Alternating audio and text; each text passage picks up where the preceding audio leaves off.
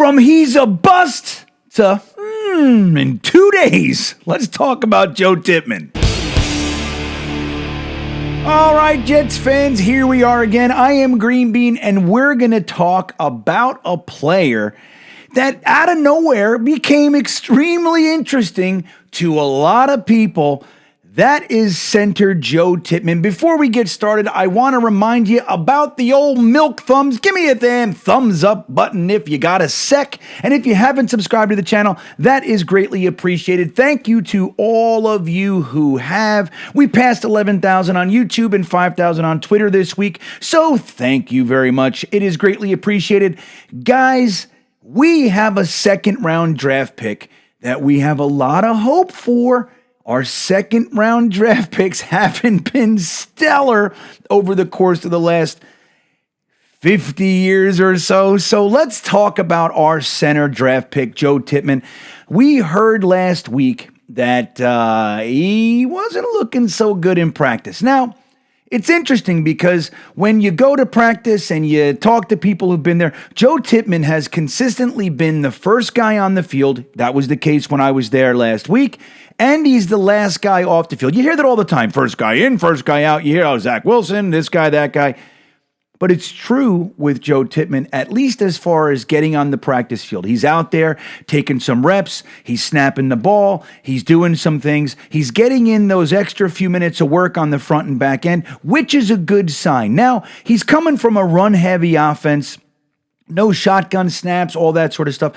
So them taking their time with him, motivating him, makes a lot of sense, right? We got Connor McGovern on the roster. He's more than likely going to start. Now, he's not the greatest maybe, but we know he's a solid starting NFL center. We know what his ceiling is, but he's solid. So we have that. So it makes no sense to rush something unless it's obvious that the guy's ready to start, right?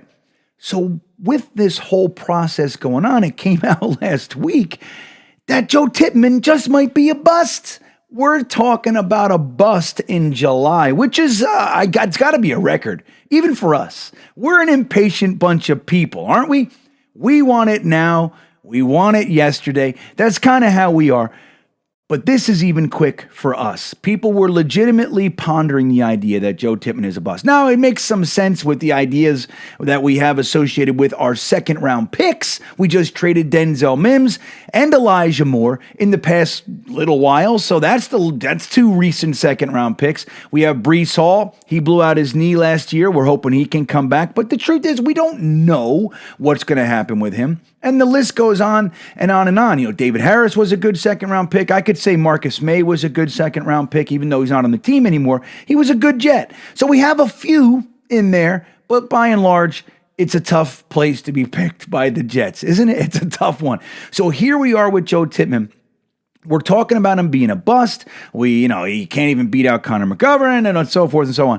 And then he starts in the Hall of Fame game, and he plays the most offensive snaps out of any player on the Jets. 46 offensive snaps he played, 24 of which were pass snaps, right? Pass blocking. He has to pass protect. Now, on the 57-yard Zach Wilson wonder bomb that we're calling it, right? It was amazing. Oh, my God, Zach Wilson, right? But it was a beautiful play. If you look at the play, Joe Tippmann needs to be able to stop the defensive lineman from making any push whatsoever. He's right there. Zach, that is. Zach is right behind him. He's going through his reads.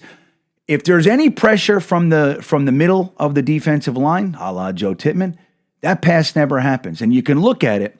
Joe Tippmann is a wall.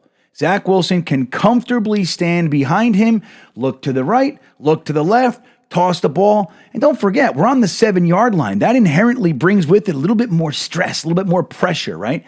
Zach was comfortable behind Joe Tippmann, got the ball off, beautiful play. You all rah, rah, rah, and the whole thing. Joe Tippmann did a fantastic job in pass blocking, not one pressure in 24 pass blocking snaps. So now people are talking about him beating out Connor McGovern. He's the guy. But I think really the take is that maybe we should just allow this guy to have his process. He's certainly not a bust. He can't be a bust yet. And we don't know what his career will be, but it's way early, right? It's way early. In the same breath, it's also a little early to call him anything touching greatness or starter or any of that stuff. Here's what I'll say. I don't think we have to worry about Joe Tippmann, and we can also commend the coaching staff for not rushing a situation, not feeling urgency, undue pressure to do something that might not be in the best interest of the team. We have Aaron Rodgers back there. He's going to want somebody that knows what they're doing, even if that means that the ceiling of the player isn't quite as high as someone else. I'm going to tell you, I see Joe Tippmann starting before the end of the season. He'll win the job, but it's a good idea not to just give it to him. Let him earn it. Let him earn the job. Make him earn the job, and that's the best course of action. What do you think? Are you on the bus side? Are you no longer worried because he played second stringers in the Hall of Fame game? Where do you stand, Jets fans? Let me know in the comments. I'll talk to you soon. And with that all said, go Jets.